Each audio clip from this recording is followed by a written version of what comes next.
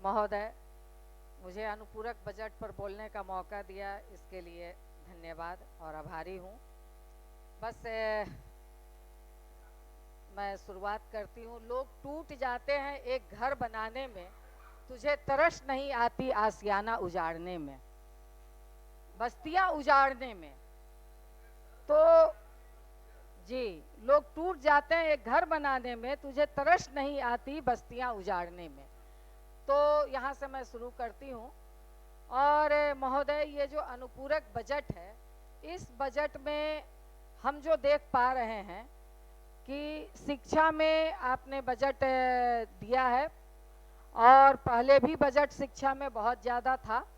मगर हम अगर पटना विश्वविद्यालय का बजट देखते हैं तो 100 करोड़ का अनुदान सरकार दे रही है, मगर उनके घाटे का यदि हम देखें तो 525 करोड़ रुपये वो घाटे के बजट में है। तो हम कैसा दे रहे हैं और कैसा बना रहे हैं, जरा इस पर भी हम लोगों को सोचना चाहिए। समय बहुत कम है, इसलिए मैं बहुत विस्तार में नहीं जाऊंगी। और इसके साथ ही यदि हेल्थ के बजट में हम जाते हैं तो हेल्थ का बजट शिक्षा के बजट के बाद हेल्थ का बजट आता है, और हेल्थ में हम देख रहे हैं कि आप कहाँ खर्च कर रहे हैं। अनुपूरक भी आपको इतना चाहिए, मगर जो सबसे जमीनी इकाई की महिला काम करिए, बहुत महिला पे चर्चा हो रही है महोदय, मगर जो सबसे हेल्थ में काम करने वाली रीढ़ है आशा कार्यकर्ता, उसको 4 महीने से कोई उसको पेमेंट नहीं मिला है।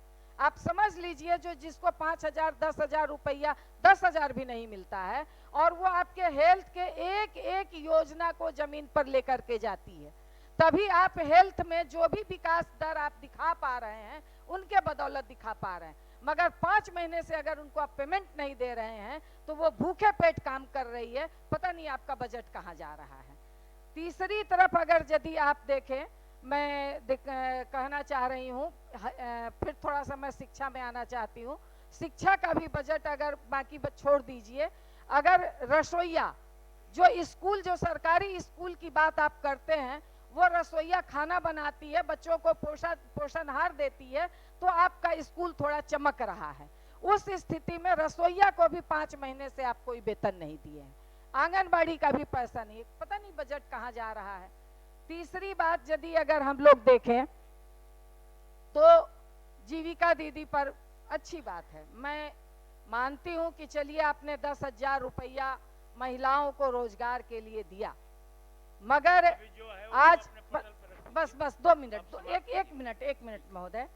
तो ये जो कह रहे हैं, मैंने बस माननीय नीरज जी ने जो कहा, तो मैं इस पर कहना चाहती हूँ कि अनुदान है, तो फिर राज्यपाल के अभिभाषण में ये बात क्यों कैसे आई कि जो महिलाएं अच्छा वर्क करेंगी उन्हीं को 1,90,000 रुपया मिलेगा।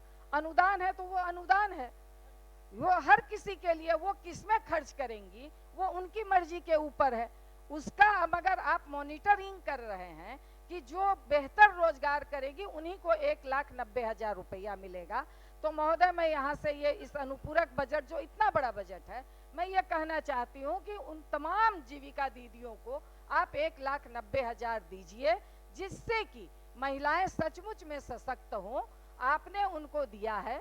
और आज अगर मैं जिस बात से मैं शुरू की थी कि एक घर बनाने में मतलब हम टूट जाते हैं, आप बस्तियां उजाड़ने में, तो आज वही महिलाएं रो रो करके कह रही हैं, वो सारा आपके वीडियो पे नेट पे उपलब्ध है, उनकी आंसू सचमुच में देखे नहीं जा रहे। वो रो रही हैं कि हमने आपको वोट दिया। सरकार को बनाने में निश्चित तौर पर नीरज जी की बात ये 100% सही है कि महिलाओं ने ऐतिहासिक रूप से इस सरकार को बनाने में अपनी भूमिका अदा की है, मगर आज वो महिलाएं रो रही हैं, उनका आशियाना उजड़ रहा है, उनकी बेटी की शादी के लिए वो तरस रही हैं। उनका वीडियो आप देखिए महोदय।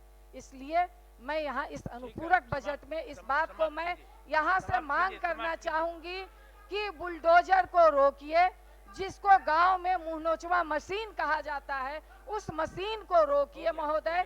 इसी बात के साथ मैं अनुपूरक बजट में कटौती का प्रस्ताव करती हूं, मैं उसका विरोध करती हूं। धन्यवाद।